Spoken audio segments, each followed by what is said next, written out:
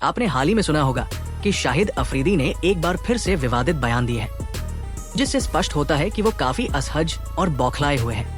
अंडा होता है एक आधा खराब, जिसकी वजह से सब खराब हो जाता है। कहना कि मैंने नहीं खेलना पाकिस्तान के खिलाफ, तो अपना खेलो ना, बैठो ना यार। हर चीज के अंदर अगर आप सियासत लेके आओगे तो उसका हल कोई नहीं है। प्रैक्टिस सेशन किया है, खुद इतनी सारी पॉलिटिक्स की बातें करता है, इंडो पाक रिलेशन की बातें करता है, कश्मीर के इशू को उठाता है जगह जगह जाकर, तब तुझे शर्म नहीं आती शाहिद अफरीदी? हम वहाँ पे अपने झंडे गाड़ते इज्जत के, पहली बेइज्जती हो रही है शाहिद अफरीदी की वजह से इंडिया नहीं खेल रहा था। अब हम जो है वो बांग्लादेश से भी मैच हार गए, ये हुआ। देन फिर आपने मेरे ख्याल में सिर्फ एक लड़के की वजह से इवन के इंडिया की टीम काफी डिसअपॉइंट हुई है। नहीं यार, बहुत आला काम किया भाई इन्होंने। ठीक है, पाकिस्तान की बेइज्जती कर दी इन्होंने। लोग तो ये सोचेंगे ना भाई, तो उससे पहले आप क्यों नहीं कह रहे? बिल्कुल कि भाई हम तुम्हारे साथ नहीं खेलना चाहते, क्योंकि ये वो वाला माहौल बीच में, तो ये बच्चों वाला मामला है कि जी अगर अफरीदी साहब खेलेंगे तो फिर हमें मैच नहीं है। हम यहाँ बैठ के बात करते हैं तो बोलते हैं ये गद्दार हैं, ये मुल्क के खिलाफ बोलते हैं। ला इलाहा इल्लल्लाह मोहम्मद रसूलुल्लाह, मैं पाकिस्तानी था, हूँ और रहूंगा। जाति करते एक्चुअल में सारे के सारे पाकिस्तानी दोस्तों दोगले हैं, इनके डबल स्टैंडर्ड है, ये हिपोक्रेट्स हैं, ये पाखंडी है सारे। शिखर धवन का सब लोगों को याद होगा, फिर उसने एक बार ऐसी बकवास मारी थी पहलगाम के बाद, शाहिद अफरीदी ने, मतलब हमारी फौज के बारे में भी बहुत कुछ बोला था उसने, निकम्मे आदमी ने, दो कौड़ी की सोच वाले ने।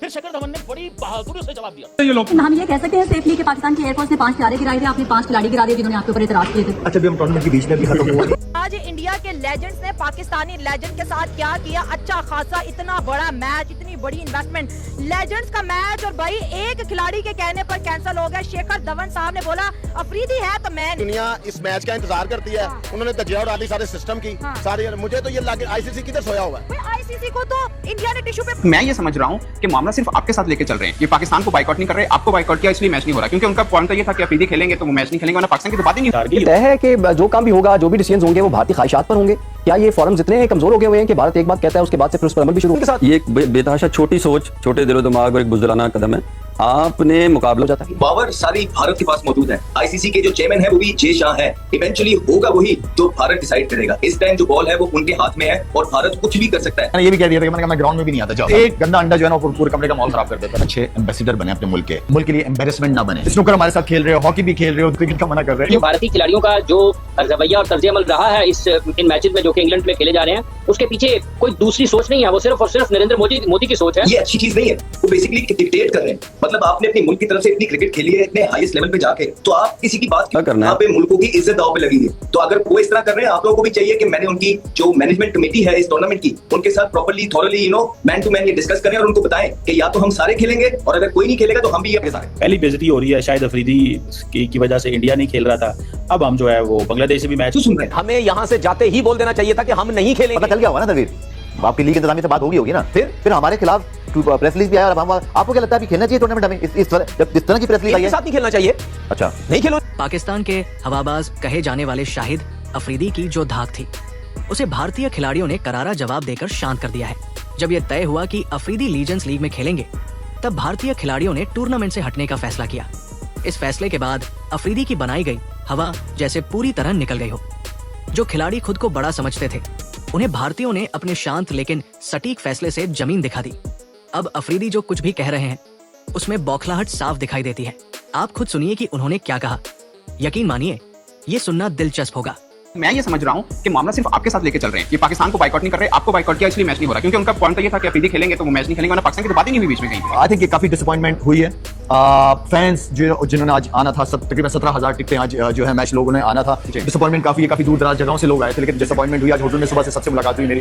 तो कहने का मतलब ये क्रिकेट होनी चाहिए, पॉलिटिक्स को दूर रखें। ठीक है, हर चीज के अंदर अगर पॉलिटिक्स आएगी तो आप आगे नहीं बढ़ना चाहोगे, और जो कौमें आगे बढ़ती हैं वो सारी चीजों को साइड पे करके आप बैठते हैं। डायलॉग्स क्या इश्यूज है? मैंने सुना कि आपने इंतजामिया को ये भी कहा कि ठीक है मैं नहीं खेलता, मेरा कौन सा मसला है, आप लोग खेल लो। आपने ये भी ऑफर कर दिया। मैंने ये भी कह दिया था कि मैं यार आप लोग चाहते हो, मैंने कहा मैं ग्राउंड में भी नहीं आता। जाओ, पर क्रिकेट ना रुके, क्रिकेट होनी चाहिए, एंटरटेनमेंट नहीं रुकनी चाहिए। और मेरे ख्याल में मुझसे बड़ी चीज जो है वो क्रिकेट बड़ी है। स्पोर्ट्स ये गेम बहुत बड़ा गेम है, ये हर एक से बड़ा है, चाहे वो कोई भी हो, चाहे दोनों तरफ की टीमों के लड़के क्यों ना मिला ले, गेम बड़ा है। तो वो चीज नहीं। आपके लिए कितना एक तरह से हर्टिंग या सरप्राइजिंग था कि आपने पूरी जिंदगी इन्हीं के साथ ही खेले हैं, तो इतना थोड़ा दिन रख के इन्होंने ये फैसला क्यों किया?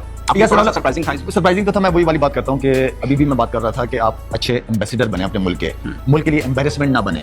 तो ये जरा सोचने वाली बात है। जो नहीं खेलना चाह रहा था एक आधा लड़का, उसकी वजह से सारा ये प्रॉब्लम हुआ है। तो मेरे ख्याल में एम्बेरसमेंट है ओवरऑल। क्या मैसेज दिया आपने? मुझे नहीं लगता कि इंडिया को लेकर चल रहे हैं, वो भी अपनी ईगो को लेकर चल रहे हैं, जो मुझे लग रहा है कि जिन एक आप जिक्र कर रहे हैं उनकी ईगो के लिए शक्लें भी पसंदाना रवैया है वो हमने मुख्तलिफ औकात पे देखा इंडिया का, और खेल भी उससे मुतासिर होते रहे। अब ये एक ऐसा टूर्नामेंट है जो कि इंडियंस नहीं ऑर्गेनाइजर्स हैं इसके, वही इनके फाउंडर हैं। इंडियन टीम को पता भी था कि हमने खेलना है, लास्ट मोमेंट पे मीडिया प्रेशर की वजह से वो बैकआउट कर गए। आपके क्या तासुरात है इस पूरे मामले पर?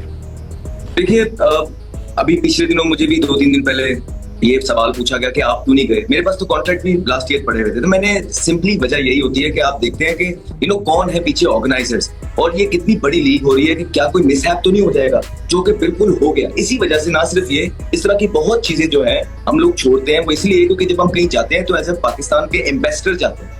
अब ये जो चीज हुई है ये कोई अच्छी चीज नहीं, क्योंकि पीछे जो ऑर्गेनाइजर्स हैं वो भी सारे इंडियन फंडेड है, अजय देवगन पीछे मौजूद है। ये तो हम कह रहे हैं ना कि आज ये चीजें हो गई या कल इंडिया की तरफ से प्रेशर पड़ गया, यू नेवर नो कि शायद ये प्लान्ड हो, शायद ये इसी तरह की एक प्लान किया गया हो। और आप देखें कि फॉर एग्जांपल किसी प्लेयर को ये कह रहे हैं ग्राउंड में नहीं आना, ये अच्छी चीज नहीं है।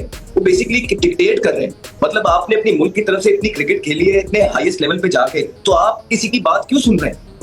आपने ग्राउंड में नहीं आना, आपने ये नहीं जाना। यहाँ तो पूरी पाकिस्तान क्रिकेट टीम को चाहिए कि छोड़े, वो ये कह रहे हैं कि ये अवाम को देखना चाहिए, चलना चाहिए। नहीं, आप लोग डिसाइड करके अगर वो नहीं मान रहे वापस लेके आ जाए अपनी टीम को। तो यही तो एक चीज होती है जो सारा ये आप ये केओस एक मचा देते हैं। इसी वजह से हम इस तरह की लीगों में नहीं जाते। भारतीय खिलाड़ियों का जो रवैया और तर्ज अमल रहा है इन मैचेस में जो कि इंग्लैंड में खेले जा रहे हैं, उसके पीछे कोई दूसरी सोच नहीं है, वो सिर्फ और सिर्फ नरेंद्र मोदी की सोच है जो पाकिस्तान के खिलाफ है। और वो नरेंद्र मोदी की सोच है जो कि तासुब की सोच है। वो नरेंद्र मोदी की सोच है जिसमें पाकिस्तान मुखालिफ हर वो काम किया जाएगा जिससे पाकिस्तान को आलमी सतह पर वो नुकसान पहुंचाने की कोशिश कर सकते हैं। लेकिन दुनिया को ये याद रखना चाहिए कि इन तमाम चीजों में ये जो फैसले वो कर रहे हैं, एक नई और एक बदतरीन चेहरा उन लोगों का सामने आ रहा है जो कि खेल को भी सियासत के लिए इस्तेमाल करते हैं, जो खेल को भी अपने जाती मुफादात के लिए इस्तेमाल करते हैं। खेल अमन का दर्ज देते हैं, दोस्ती का, प्यार का, मोहब्बत का दर्ज देते हैं, लेकिन ये खेल के जरिए भी नफरत फैला रहे हैं। तो ये भारतीय खिलाड़ियों की ये जो उन्होंने कार्रवाई की है, ये उनका ऐलान भी उन्होंने किया, इसमें तो कोई दूसरी राय नहीं है। लेकिन इसके पीछे वही शख्स है जो मई में जिसने पाकिस्तान पर हमला किया और फिर अफवाज पाकिस्तान ने उसका भरपूर जवाब दिया, और आज तक वो शर्मिंदगी से मुंह छुपाते फिर रहे हैं। उनको कहीं पर वो इस काबिल भी नहीं है कि वो कह सके कि हमें इतनी पिटाई हुई है। सारी दुनिया कह रही है कि इनको पीटा गया, इनकी बड़ी इनकी हाफिज साहब, यहाँ एक सवाल ये भी पैदा होता है कि हमेशा माजी में ये कहा जाता रहा है कि जी भारतीय इंतहा पसंदाना सियासत की वजह से पाक भारत क्रिकेट जो है वो उनके इन बयानों के बाद भारतीय क्रिकेट जगत से 5 प्रमुख खिलाड़ियों ने इंग्लैंड में होने वाले एक प्रतिष्ठित लीजेंड्स क्रिकेट टूर्नामेंट में हिस्सा न लेने का निर्णय लिया है।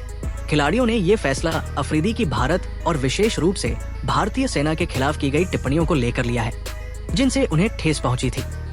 उनका मानना है कि देश के खिलाफ बोलने वाले किसी व्यक्ति के साथ एक ही मंच साझा करना स्वीकार्य नहीं है।